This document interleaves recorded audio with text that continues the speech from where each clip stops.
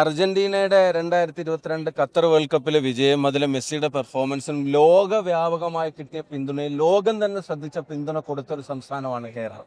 കേരളത്തിലെ ഫുട്ബോൾ ആരാധകരുടെ എല്ലാവരുടെയും ആ ആവേശത്തെ അർജന്റീനൻ ഫുട്ബോൾ അസോസിയേഷൻ ഇന്ത്യയിലെ കേരളത്തിലെ എടുത്തു പറയുന്ന തരത്തിലുള്ള ആരാധന, അവരുടെ ഇഷ്ടം പ്രകടിപ്പിച്ച ഒരു പൊതുസമൂഹമാണ് കേരളത്തിലുള്ളത്.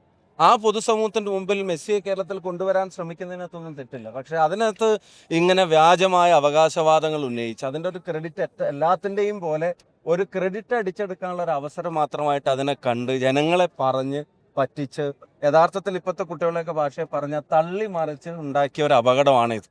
ഇപ്പോൾ ഇത് അർജന്റീനൻ ഫുട്ബോൾ അസോസിയേഷൻ തന്നെ പറയുന്നു, കരാർ ലംഘനം നടത്തിയത് കേരളത്തിലെ ഗവൺമെന്റ് ആണ്. അത് ഗുരുതരമായ വെളിപ്പെടുത്തലാണ്. ആളുകളുടെ ഒരു ഇഷ്ടത്തെ ദുരുപയോഗം ചെയ്യാൻ ശ്രമിച്ചതാണ്. അപ്പൊ അതിന് വ്യക്തത വരുത്തേണ്ടത് സർക്കാരാണ്. അർജന്റീനൻ ഫുട്ബോൾ അസോസിയേഷൻ വ്യക്തമാക്കി, അവരുടെ മാർക്കറ്റിംഗ് ഹെഡ് വ്യക്തമാക്കിയ കാര്യത്തിൽ അവിടെ ആരോപിച്ചിട്ടുള്ള കാര്യങ്ങളെ സംബന്ധിച്ച് വ്യക്തത വരുത്തേണ്ടത് സർക്കാരാണ്. അങ്ങനെ കരാർ ലംഘനം സർക്കാരും അതുമായി ബന്ധപ്പെട്ട ഭാഗത്താണ് ഉണ്ടായതെങ്കിൽ പിന്നെ ഖജനാവിൽ നിന്ന് ഈ പണം ചെലവഴിക്കേണ്ടിയിരുന്നില്ല. ഖജനാവിന് ഒരു നഷ്ടവും ഇല്ല എന്ന് പറഞ്ഞാണ് തുടങ്ങിയതെങ്കിൽ ഇപ്പോൾ അതിന്റെ മുഴുവൻ കണക്കുകളും പുറത്തു വന്നു.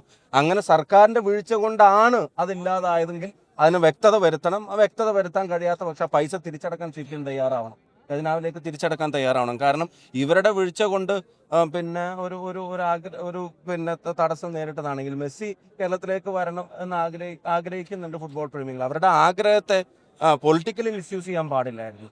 ഞാൻ ഒന്നുകൂടെ ആവർത്തിക്കുന്നു, ഇത് തള്ളിമറിച്ചുണ്ടാക്കിയ അപകടമാണ് എന്ന് പറയാതിരിക്കാൻ കഴിയില്ല.